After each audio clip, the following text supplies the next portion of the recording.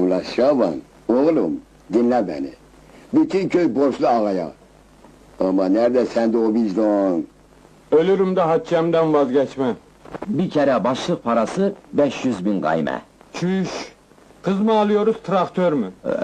Şu hazretleri söylemiştir. Bu teres sayı bilmiyor herhalde. Tövbe estağfurullah tövbe.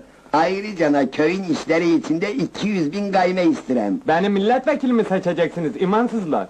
Alçağa bak nelere de dil uzatayım. Sana bunları ödemen için 6 ay mühlet. Ramazan-ı Şerif 2 ay sayılacak. Şeker bayramı 15 gün. Kurban bayramı 3 hafta.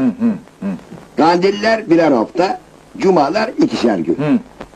Şıh mı söyledi? He, Bu şıh dediğiniz kavatın dinden de haberi yok. Kitabın neresinde yazıyor bu takvim?